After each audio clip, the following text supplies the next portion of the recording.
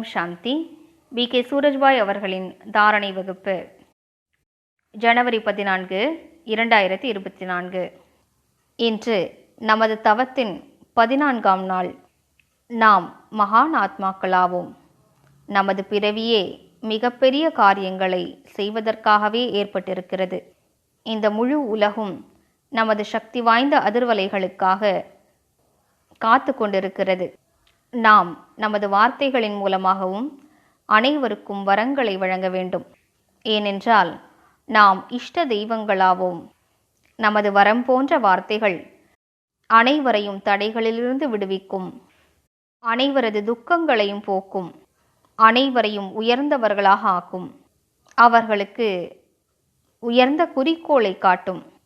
வரம் போன்ற வார்த்தைகளை பேசுவதற்காக வார்த்தைகளின் மீது மிகுந்த கட்டுப்பாடு தேவைப்படுகிறது.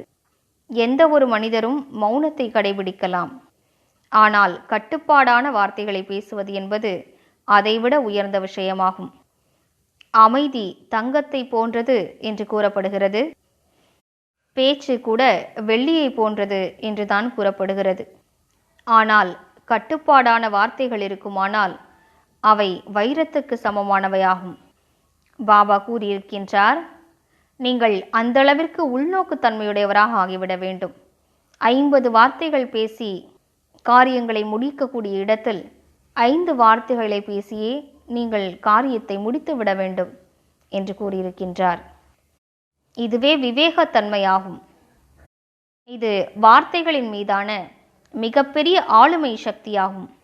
யார் வார்த்தைகளை கட்டுப்படுத்தி விடுகிறார்களோ அவர்களுக்கு வாக்கு சித்தி கிடைத்து விடுகிறது. அதாவது அவர்கள் எந்த வார்த்தைகளை பேசினாலும் அது சத்தியமாகிவிடும், அது பலித்துவிடும். இப்படிப்பட்ட உயர்ந்த சக்தி அடைவதற்காக நாம் யோக பயிற்சியை அதிகரிப்போம். ஏனென்றால் எப்போது ஆத்மாவிற்கு யோகத்தின் ரசனை கிடைத்து விடுகிறதோ அப்போது வார்த்தைகளை பேசுவதற்கு கூட தோன்றாது. நாம் நிரந்தரமாக யோகத்தில் நிலைத்திருப்போமானால் நமது வார்த்தைகள் கூட ஆன்மீகமானவையாக ஆகிவிடுகின்றன. நாம் பலத்த குரலில் பேச முடியாது. எனவே வாருங்கள், முழு நாளும் பயிற்சி செய்வோம். நான் வார்த்தைகளை கட்டுப்படுத்த வேண்டும். மேலும் யோகத்தில் நிலைத்திருந்து முழு உலகிற்கும் அதிர்வலைகளை கொடுக்க வேண்டும். அதிகாலை வேளையில் முக்கியமாக சூக்ஷ்ம உலகிற்கு பறந்து சென்று பாபாவிடமிருந்து வரங்களை பெற வேண்டும். இது எத்தனை அழகான நேரம்! இந்த வரம் ஒரு முறைதான் கிடைக்கப் பெறுகிறது.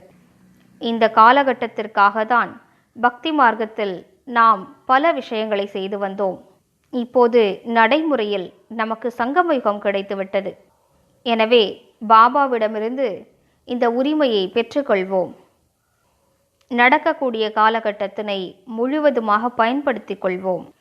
நமது இந்த விலை மதிக்க முடியாத நேரம் வீணானவற்றில் விரயமாகிக் கொண்டிருக்கக்கூடாது.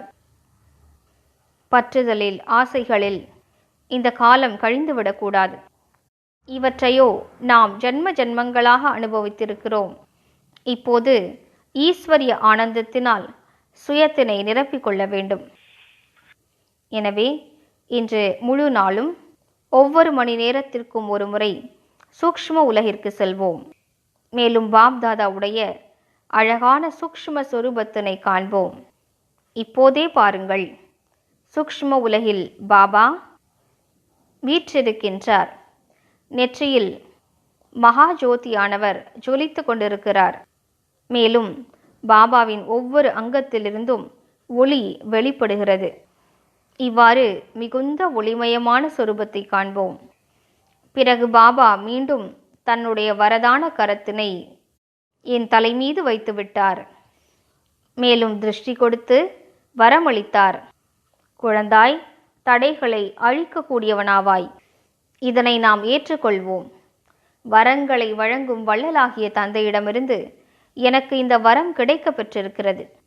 இன்று மீண்டும் மீண்டும் வரங்களை பெற்றுக்கொள்வோம். ஒவ்வொரு மணி நேரத்திலும் சூக்ஷ்ம உலகிற்கு சென்று ஞான சூரியனை கண்டு அவரிடம் திருஷ்டி பெறுவோம்.